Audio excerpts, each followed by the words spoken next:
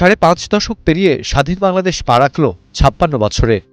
পূবাকাশের এই রক্তিম সূর্য যেন স্বাগত জানাচ্ছে সেই ভোরকে, যেখানে প্রতিনিয়তই লেখা হয় 18 কোটি মানুষের সম্ভাবনার গল্প। আর এসব গল্পে ভর করেই একসময় দারিদ্র্য, ক্ষুধা ও সংকটে জর্জরিত বাংলাদেশ স্বপ্ন দেখছে এক নতুন উচ্চতায় এগিয়ে যাওয়ার। তবে এসব গল্প ছুঁতে পারেনি 56 বছর বয়সী কৃষক নাসির উদ্দিন বিশ্বাসকে। কেননা একটা সময় জমির আয় দিয়ে স্বাচ্ছন্দ্যে দিন কাটলেও এখন রীতিমতো হাঁপিয়ে উঠছেন 5 সদস্যের পরিবার চালাতে। জানান, অতিরিক্ত খরচের সাথে পাল্লা দেয়া যাচ্ছে না নিজের আয় দিয়ে। আমার বাপ দাদা দিন খাইয়ার হিসেবে এত অভাবে ছিল, তবে জিনিসের দাম এত, সার বিষের দাম এত ছিল না।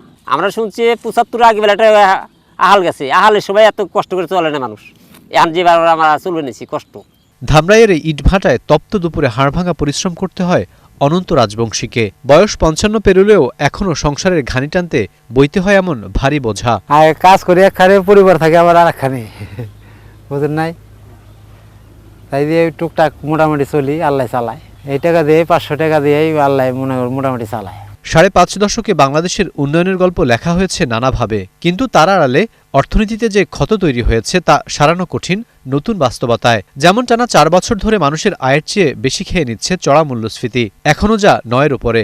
1 বছরে 9 বিলিয়ন বেড়ে বিদেশি ঋণ এখন $113 বিলিয়ন, আর বৈষম্যের সূচকও সর্বোচ্চ সীমায়। এছাড়া রেকর্ড শিক্ষিত বেকার, ভঙ্গুর আর্থিক খাতার, পাচার লুটপাটের বহুমাত্রিক উদাহরণ পেছন থেকে টেনে ধরছে উন্নয়নের গতিকে। ফলে নতুন সরকার ক্ষমতায় এলেও খুব একটা ভরসা পাচ্ছেন না বিশ্লেষকরা। এখন আমাদেরকে হোলিস্টিক একটা আলোচনার মধ্যে আসা দরকার। ইনক্লুসিভ গ্রোথ, অর্থনৈতিক সুশাসনটা জোরালো করা। 60 দশকের সময়ের মধ্যে আজকে আমরা সবচেয়ে বেশি বৈষম্যপূর্ণ একটা সমাজে বসবাস করছি। সাধারণ জনগোষ্ঠী, তাদের জীবনযাত্রার মান কিন্তু ক্রমাগতভাবে নিচের দিকে নামছে, তাই না?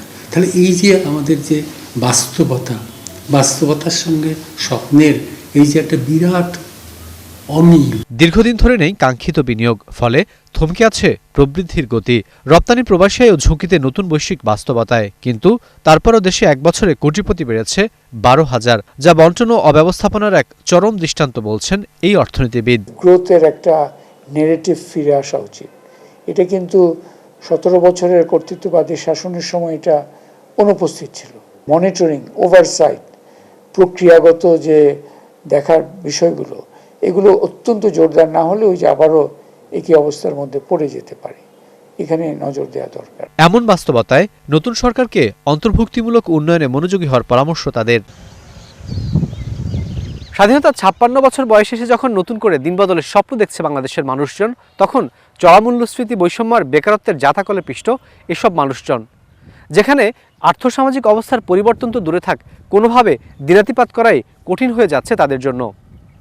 বিশ্লেষকরা বলছেন, স্বাধীনতার প্রকৃত সুখ সবার মাঝে ছড়িয়ে দিতে নতুন করে কর্মপরিকল্পনা সাজাতে হবে নতুন সরকারকে। রাকিব আল জাবেদ, 71, ধামরাই, ঢাকা।